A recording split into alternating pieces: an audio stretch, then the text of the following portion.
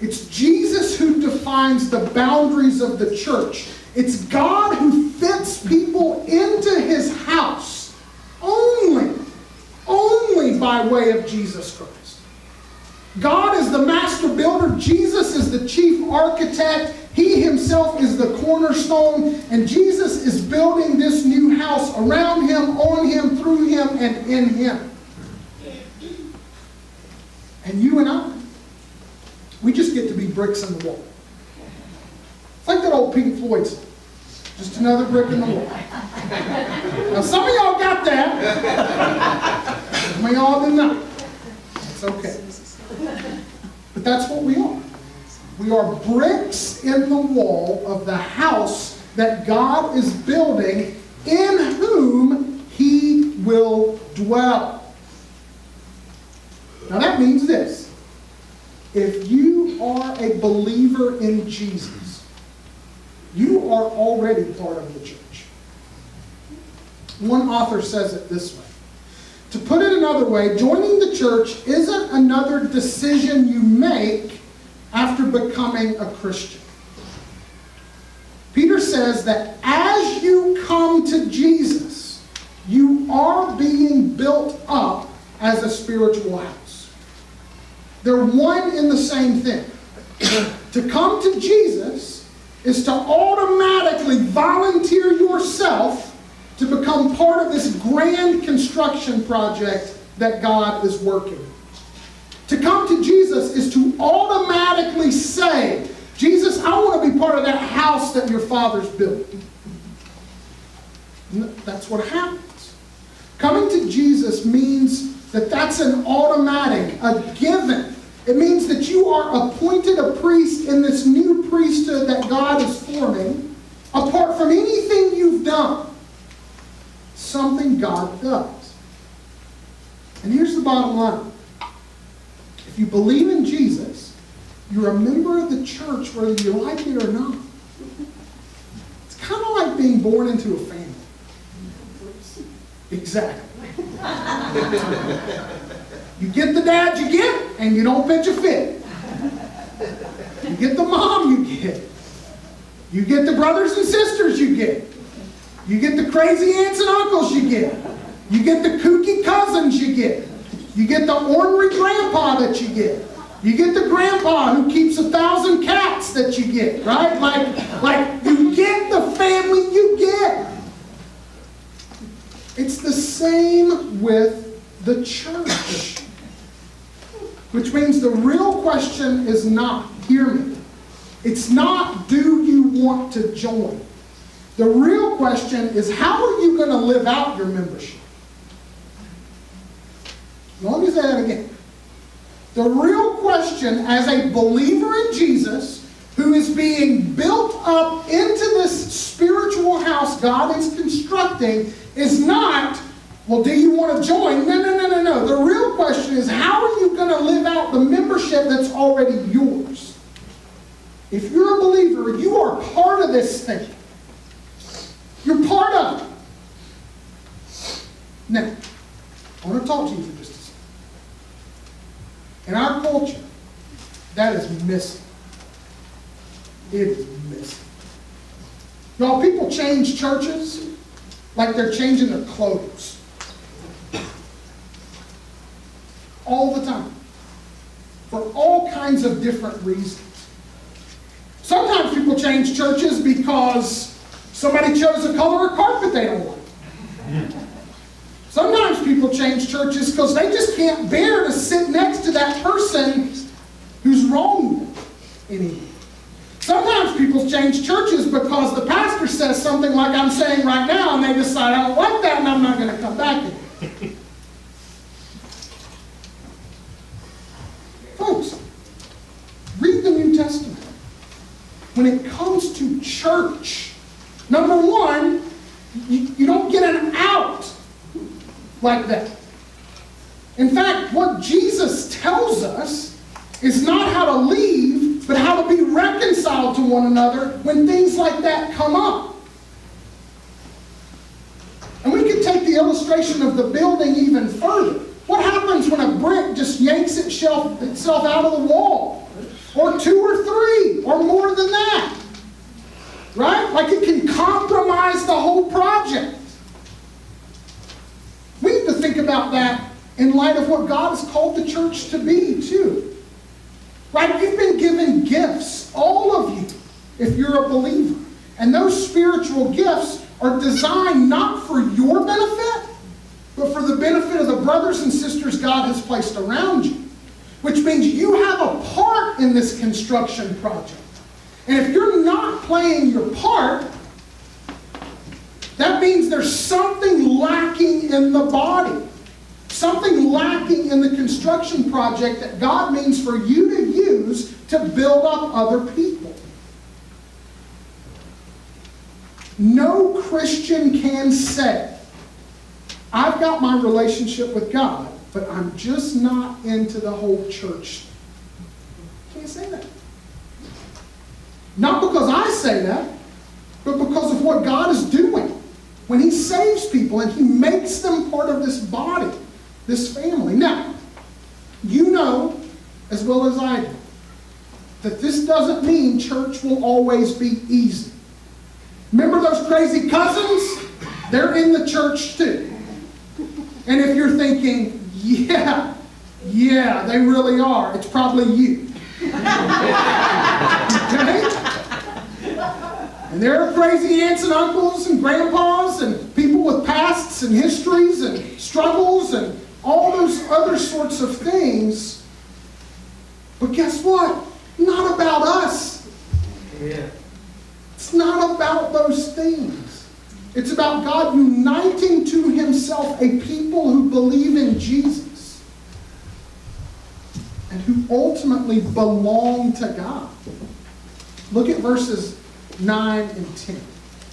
But you are a chosen race, a royal priesthood, a holy nation, a people for God's own possession, that you may proclaim the excellencies of Him who called you out of darkness and into His marvelous light.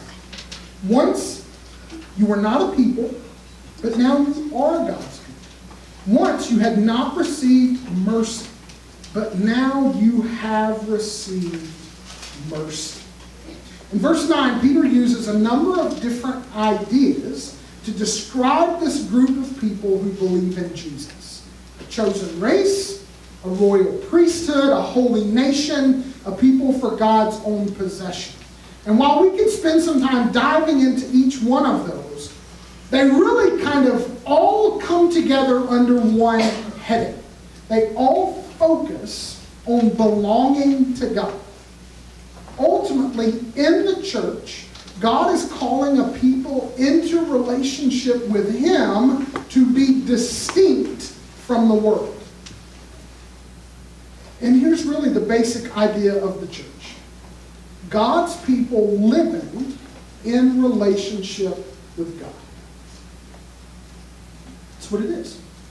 The church is God's people together living in relationship with God. Think about how the entire biblical story plays out. Everything began in Eden. Adam and Eve were designed to have perfect, intimate fellowship with their Creator. But that fellowship was broken apart because Adam and Eve decided that they didn't want it anymore. And so God pulled back, and then God began again with a man named Abraham. And through Abraham, God promised to make of Abraham a great nation, to give him a great name, and to give him descendants as many as the stars in the sky. And so God started this plan of shaping and cultivating this people called Israel. And if you go back and look in in Exodus 19:5 and 6, and Deuteronomy 7:6, you'll find some of the same terms that Peter uses in 1 Peter 2 to describe the church, originally used to describe the nation of Israel. That people was designed by God to be His own special possession in order to show forth His glory to the surrounding nations and the surrounding peoples. They were meant to be a people who belonged to God. But they didn't want it either. They decided to go after other gods. And so, just like Adam and Eve were kicked out of the garden, the nation of Israel was kicked out of what? the promised land, into exile. So then you get to the New Testament. And here comes Jesus, the beloved Son, the one who is intimately, personally, and forever from eternity past connected to the Father. And so he comes and he steps into the world. He lives this life of perfect relationship with God, dies for all of us who were in rebellion against God, and then is risen up from the grave, sends forth his Holy Spirit. And it's no coincidence on the day of Pentecost that you have all of these nations present, all of these people from different places who speak different languages. The Spirit falls, and what happens to them? They are united. They begin to hear the gospel in their own tongue, and they begin to be made part of this thing called the church. In fact, the book of Acts tells us that on that very first day, 3,000 people were added to the number of the believers. And you fast forward all the way to the end of the Bible. In Revelation 21:3, you see that the whole goal of God's redemptive plan is this. And I heard a loud voice from the throne saying, "Behold, the dwelling place of God is with man. He will dwell with them, and they will be his people. And God himself will be with them as their God." From beginning to end, God has desired relationship with humanity, which is his ultimate goal, and it's now being realized, here, in the context of the local church, where people are being reconciled to him, and people are being reconciled to one another, so that we now make up this spiritual house and this priesthood. And next week we're going to talk about the fact that we're a family. The church is a family. All of this means that the church is at the very center of God's plans. From beginning to the end, God has acted in history in order to save a people who will forever belong to him. So what's God's up to right now? He's building his church. He's forming a people, us, who belong to him through belief in Jesus. Now, what does that mean we're supposed to be? If we belong to God through our belief in Jesus, what are we supposed to be doing? Verse 9. "But you are a chosen race, a royal priesthood, a holy nation, a people for God's own possession, that you may proclaim the excellencies of him who called you out of darkness and into his marvelous light." First and foremost, as a people who have come to Christ and who belong to God, we are to be about the business of declaring his praises. That's what Peter says. He says, God has done this in order that this new people might exist for the praise and the glory of God. Y'all, that's kind of boiling it down in terms of what the church is for. The church does not exist to feed my preferences. The church does not exist as a place for me to come and get my weekly God fix. The church exists as a whole to be a people who declare forth the praises of the living God, who live for his glory, who recognize that belonging to God makes a difference, not just here, but in how we live our lives in the everyday world. In fact, that's exactly what Peter says. Verse 11. He says, "Beloved, I urge you as sojourners and exiles." In other words, as people who don't belong here, as people who have been set apart, to abstain from the passions of the flesh which wage war against your souls. Not only are we to declare the praises of God, we're to live according to the ways of God. Now, brothers and sisters, this will not always be easy. You and I are going to wage war until the day we die against sinful desires. We're going to know the temptations to lie and to lust and to envy and to boast and all the rest. And we're going to have to deal, on the other hand, with the rejection of the Word. This is why Peter calls us sojourners and exiles. The world isn't quite our home, even though we can enjoy so much of it to God's glory. And y'all, want to tell you, like so many churches in our culture are caving right here, right at this very fault line, where the temptation is to blend in. The temptation is to accept the movements of the culture. But y'all, Peter tells us, he tells us at the outset that Jesus creates a dividing line. And we have to expect that if we choose to live lives that are honoring to God, that we will face rejection at the hands of the world. We will face discomfort. And I know that's hard for us. It's hard for us because we're so accustomed to our comfort. But being a part of the church means that as we walk according to God's ways, we're going to face discomfort.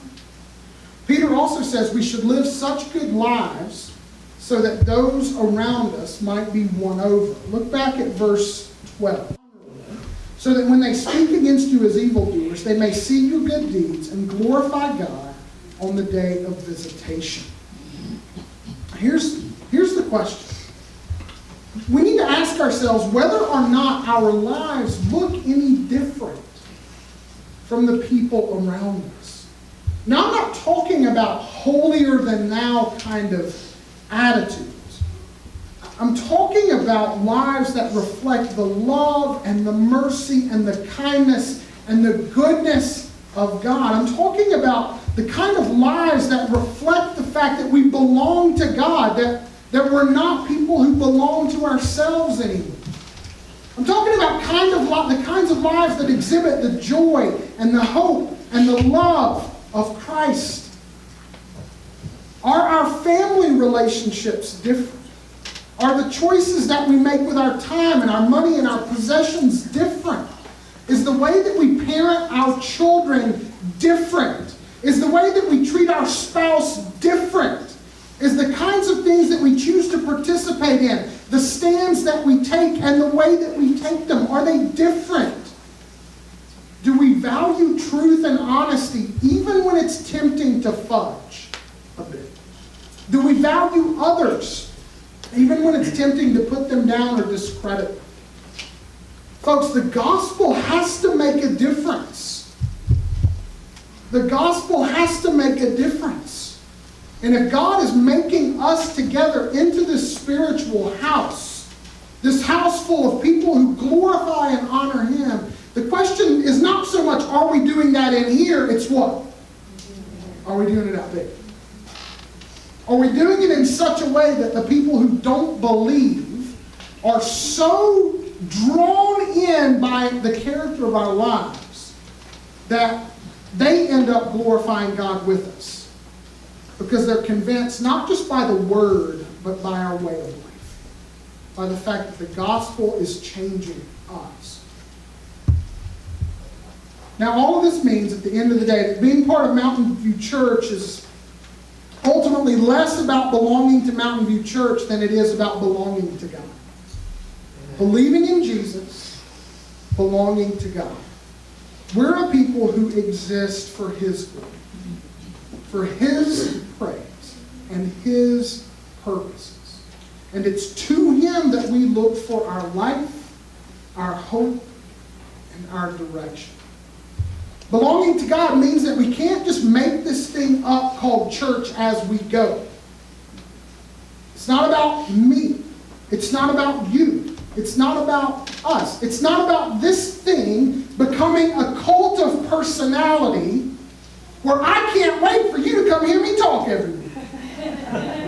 That can't be. That cannot be what this is about. I'm going to tell you right now, I don't want to bear that weight. I don't. This has to be about God. It has to be for His glory. It has to be something where we look to His Word and we go, God, how do you want us to do church? That's what it has to be about. We have to be reminding ourselves that this thing called Mountain View, it exists for His praise, His pleasure, and for His purposes.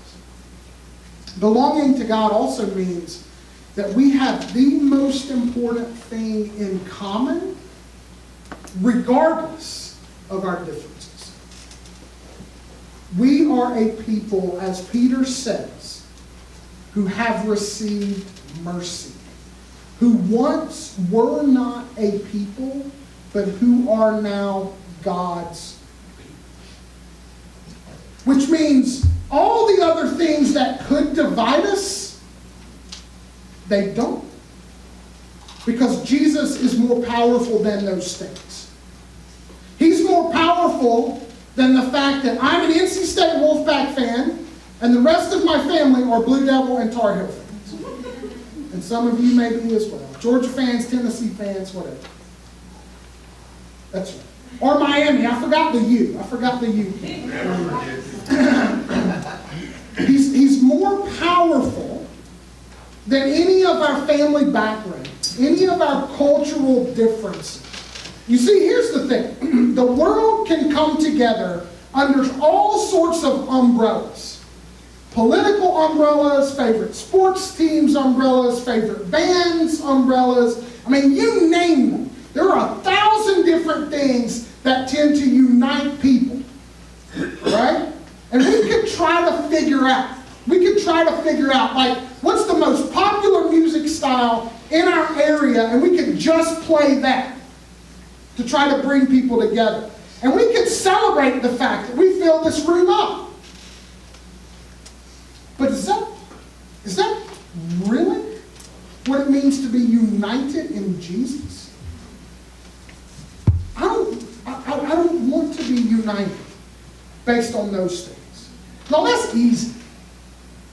The more astounding thing is to see a people who you go, I don't know how all of these people are friends. I can't put my finger on it. Well, I can.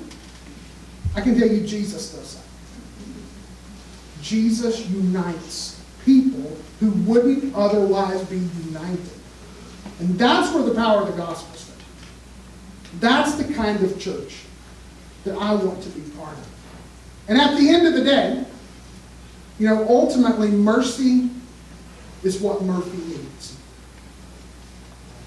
The people around us, they don't need a particular music style. They don't need a church where they can come in casual dress, even though I like that. Okay? And I'm a pastor, but I only own one suit. Okay? I know. Exactly. The people around us need a church with a one-track mind. Extending to our neighbors the mercy which we have been shown in Jesus Christ. That's what they need. Y'all, Murphy needs mercy. That's the kind of church I want to belong to. Okay.